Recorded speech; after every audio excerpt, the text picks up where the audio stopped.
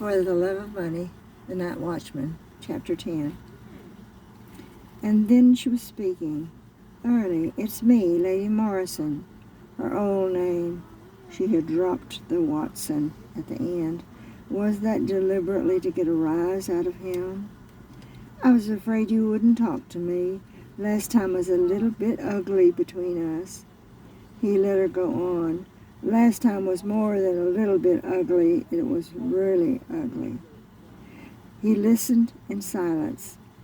Her voice was as he remembered before the bad times, like a little girl in a woman's body. She always could get to him that way. "I have come back home. Are you glad?" The telephone line sent her voice with her suggesting vibes through the airwaves, and he listened for more. "I want you to be just a little bit. Well, come on, honey, be a little bit glad I called." It was a question he was being asked to answer, and he simply could not. Still, he didn't hang up the phone. "Otherwise, I may as well have stayed where I was." Was that an ultimatum, like a last chance to answer her, or else she would hang up or go away for another whole year? Lady said, "I was counting on you to understand better now my side of it. You've had a year to think about it. I have missed you so much." Her words, meaningful or not, came through like hot honey pouring into his ears, down his throat, thick and hard to swallow, but soothing the old wounds of harsh ones they had shared before. What power she had over him to do that, simply with words said over a telephone. "Your side is not always the right side to be on," he told her. "I was wrong," she said. "The very next morning I knew I was wrong. I cried my eyes out. I tried to call you, to find you. God knows how hard I tried to find you, but you were gone. Didn't tell anybody where you were going, even your mother." He spoke then in order of importance for her to hear. "I was gone for a while, but came back home to face the music, which is more than I can say for you." Then he reminded her that Maybelle Watson was only his stepmother and couldn't care less about his troubles, what he was going to do, how he was going to handle the situation.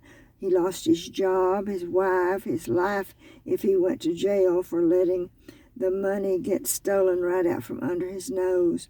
He had been he had been irresponsible for the evidence. The lawyers proved that much in court, but not guilty. He was freed from liabilities and freed from the Grand Saline Police Department. He was given back his old job, that of night watchman, and considered himself lucky he had survived. Adelaide, our lady, was talking on as if he had not spoken his piece. "You didn't tell anyone in town," she chided. "So I left too. I thought you would come after me, but you didn't." She reminded him then, "We're still legally married, you know." "I'm working on that. I need your signature." Once again he was in the present. "Then you want to get together? I'd love to see you."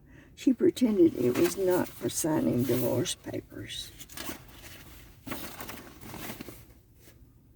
He didn't want her to come back to town. Her parents had moved away. Even the secretary, Marlene Chase, left abruptly, which was questionable, but the law did not pursue that avenue.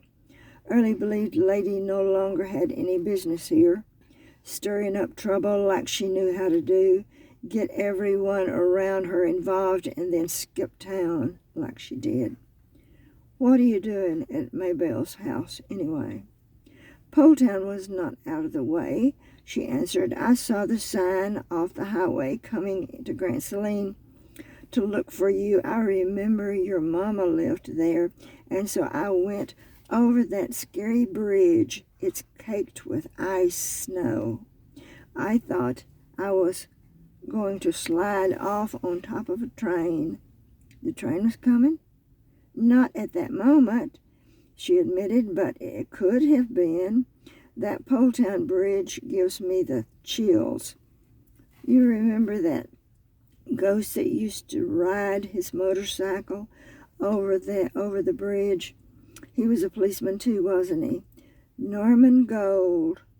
Story was his ghost haunted that bridge. Who would ever forget that? Early said. Gold. That's odd, she said. That's the last name of those boys who robbed the bank.